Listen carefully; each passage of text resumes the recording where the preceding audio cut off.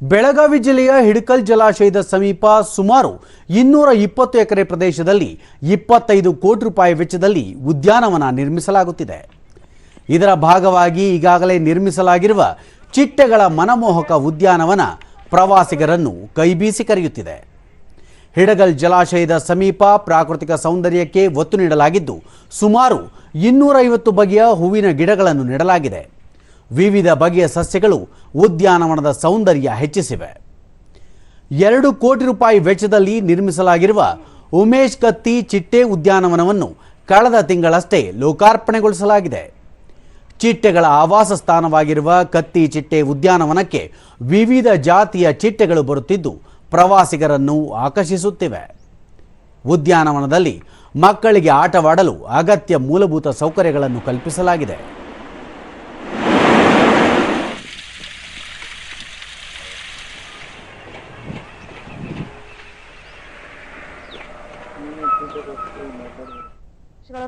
ದೂರದರ್ಶನದೊಂದಿಗೆ ವೀಕ್ಷಕರಾದ ವಿಜಯಲಕ್ಷ್ಮಿ, ಚಿಟ್ಟೆ ಪಾರ್ಕ್ ನಿರ್ಮಿಸಿರುವುದು ಈ ಭಾಗಕ್ಕೆ ವಿಶೇಷತೆ ತಂದಿದೆ.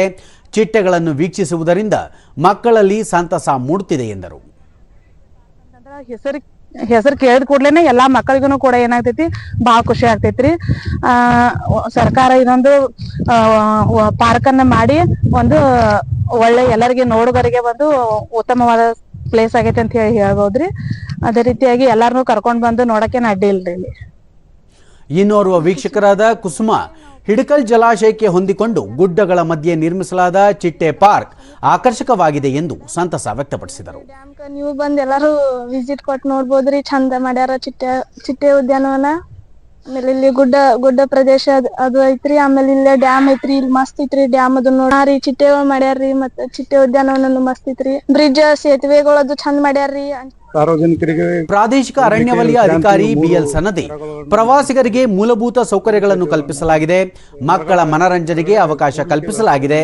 ಬರುವ ದಿನಗಳಲ್ಲಿ ಇನ್ನೂ ಹೆಚ್ಚಿನ ಅನುಕೂಲ ಕಲ್ಪಿಸಲಾಗುವುದು ಎಂದು ತಿಳಿಸಿದ್ದಾರೆ. 250 ವಿವಿಧ ಜಾತಿಗಳ ಸಸಿಗಳನ್ನ ನೆಟ್ಟು ಆಲ್ರೆಡಿ 2 ವರ್ಷ 3 ವರ್ಷ ಕಳೆದಿದೆ.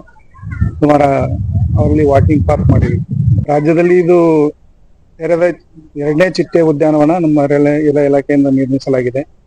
ಈ ಒಂದು ಉದ್ಯಾನವನದ ಸಹಾಯಕ ನಿರ್ದೇಶಕ ರಾಜಶೇಖರ ಪಾಟೀಲ್, ಸುಮಾರು 25 ವಿವಿಧ ಬಗೆಯ ಚಿಟ್ಟೆಗಳು ನೋಡಲು ಸಿಗುತ್ತವೆ.